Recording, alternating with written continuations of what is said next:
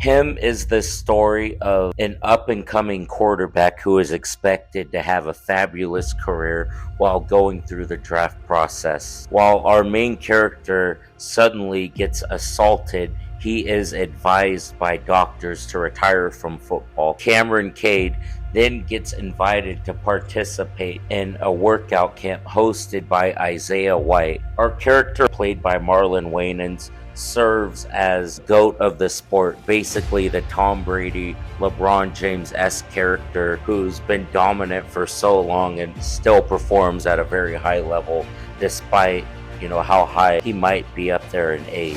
We then get to witness a dynamic between our protagonist, Cade, who is now being mentored by the guy who his late father was a fan of and told him that he would one day be competing against.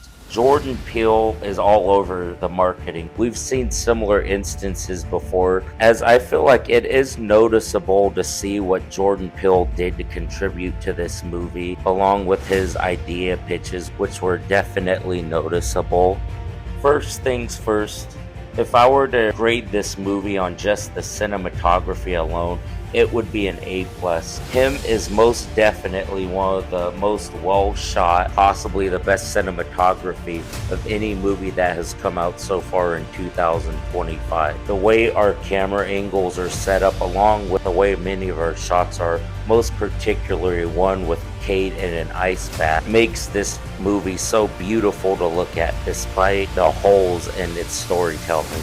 While I did admire the lead performance of Cameron Cade, played by Tyriq, Marlon Wayans hands down stole the show from this movie. Best known for his comedic performances in the Scary Movie franchise and White Chicks, what made Marlon Wayans' performance in this movie so successful was just how much he put into this role of Isaiah White. Wayans sold me that this fictional character really was a GOAT who had accomplished more than anybody else in the sport. The first act of him actually did a really fine job at setting up this movie, which sadly wasn't the movie that we ended up getting. The first act of this movie ended up setting up this story, which ended up not even happening, and a blend of subgenres that we've never seen. It mixed the psychological horror and sports genres together, along with satire and supernatural elements. Its combination of genres, while intriguing,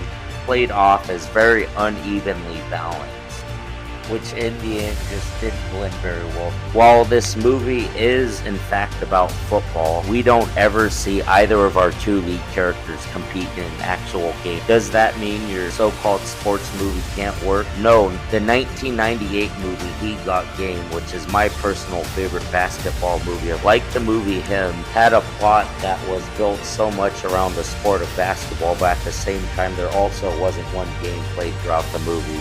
But the reason why He Got Game was able to get away with that was because Spike Lee understood how to balance He Got Game's premise, which was about basketball, along with the two main subplots, which were family and forgiveness. Him, on the other hand, didn't know which one it wanted to be. Did it want to be more of a sports movie, or did it want to be more of a horror flick? The uneven balance just ended up hurting the final product. This movie's ending ended up feeling more forced rather than actually earned, given what we were convinced that was going to happen after the first two acts. While I most certainly didn't hate this movie, I feel like this movie could have had potential to be so much better.